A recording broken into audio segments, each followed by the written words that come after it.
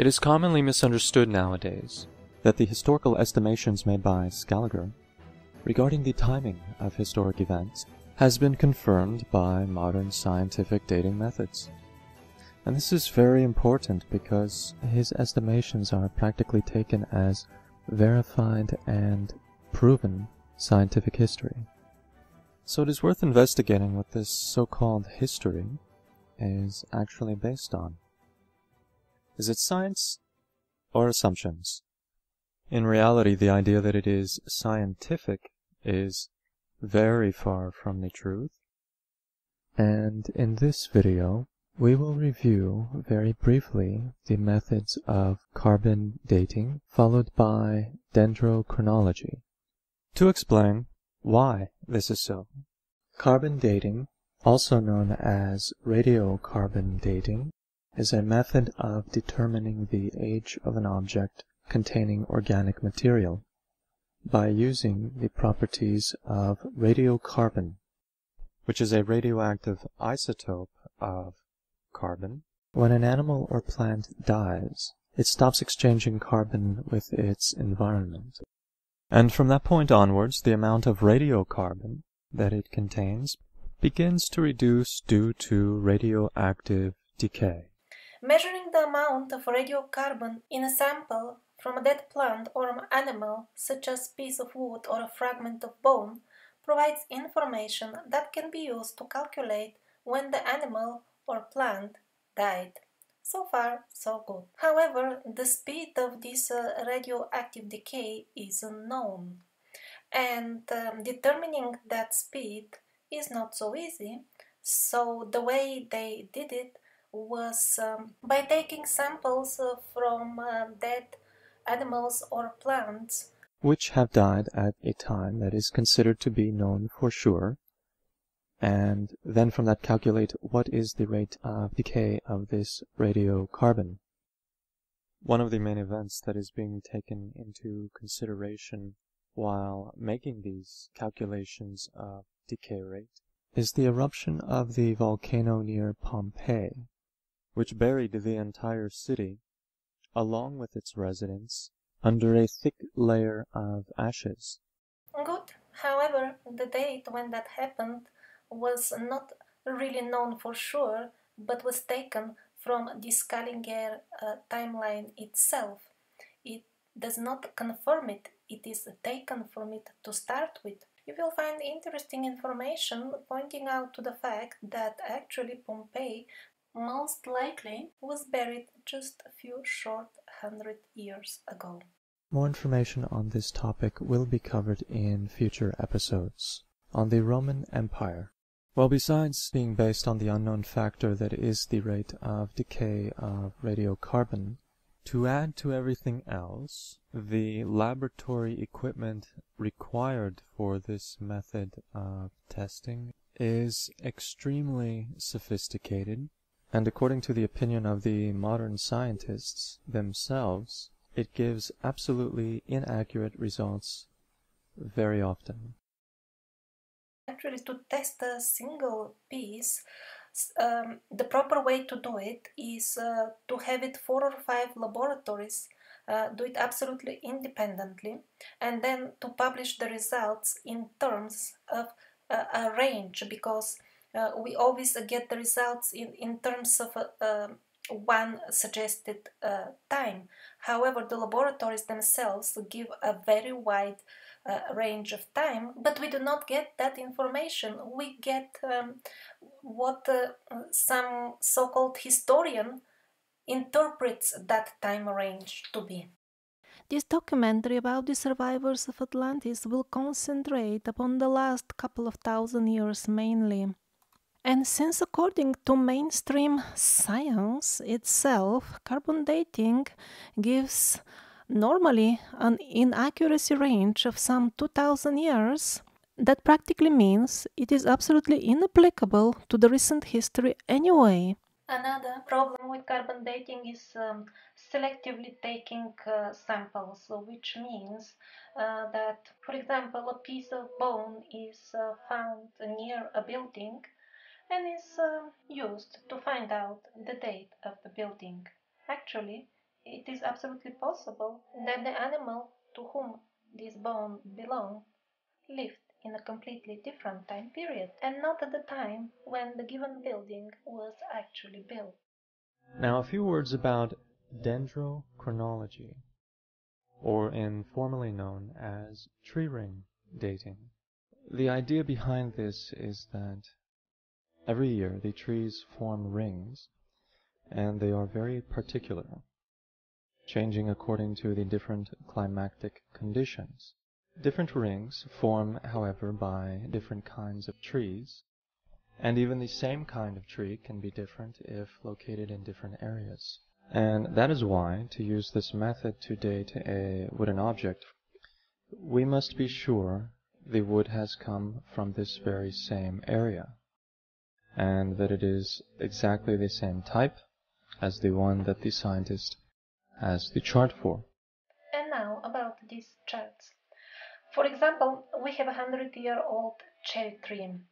To continue the chart further in time, we'll need to find another one that is 150 years old.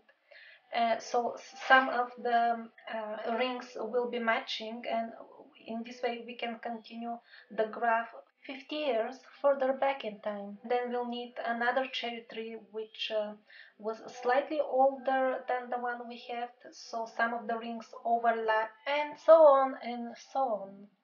What you see now is an actual dendrochronology graph. It contains many white spots. It features few kind of trees, and since they all must come from the same area, these graphs are very difficult to make. And because they are broken, they are not continuous, at the end we can see that dendrochronology is becoming a very subjective method of dating, and it can be really used in very rare cases because the sample that is required must be big enough, and often when the builders in ancient time would use wooden logs, they will actually chop off a lot of rings on the side to make a beam, and that will make the dating very very inaccurate because who knows when was the tree alive, when did they cut it, when did they use it, when did they reuse it. So to summarize, tree ring dating is absolutely a reliable and genuine scientific dating method. However, its application is extremely limited. Limited to the point that it practically has no value in confirming this Caligarian version of history as genuine. Because all the white gaps between the black lines on this chart signify unknown period, then these unknown gaps are adjusted in such a way that they will fit the Scaligerian version of history, and again we cannot say that they confirm it simply because they are based on it again. A great number of modern historic dating methods appeared in the recent years. Their sophisticated and very scientifically sounding names alone create the impression that many learned men have worked on this. In reality, they are all either derived from carbon dating or they are simply a variety of carbon dating. And that is why they all suffer from the fundamental problem of carbon dating. It is all based on unknown parameter, the speed of decay of carbon.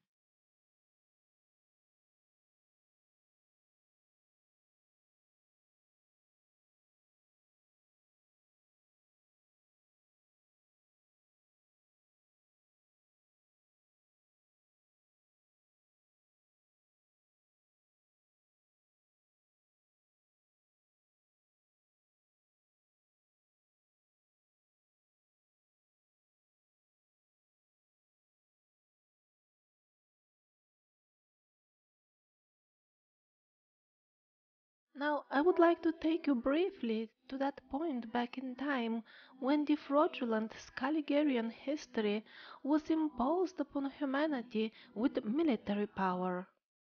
Those were very turbulent times for Europe.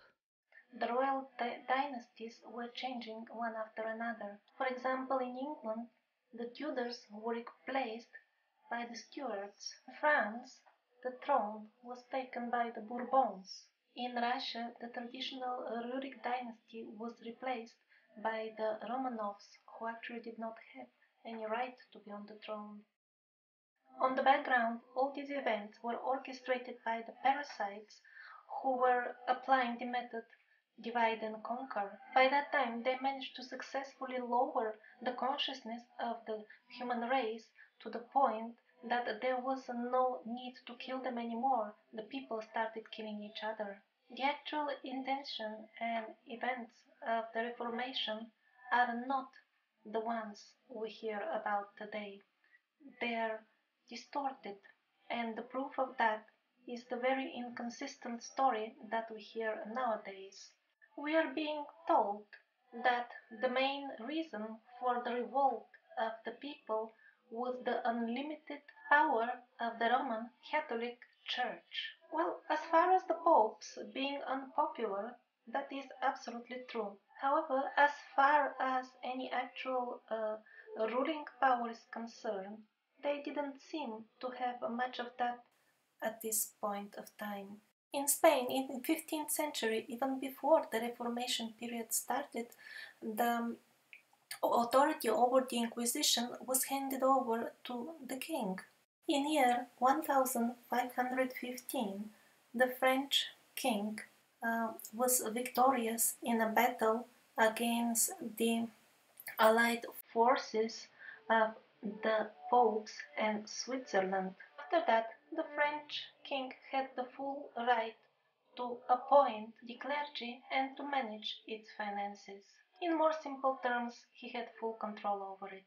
From that time on, even the Pope himself was obliged to consult the French king, even when taking decisions concerning his own domain. And even the official version of history agrees with the facts I just told you.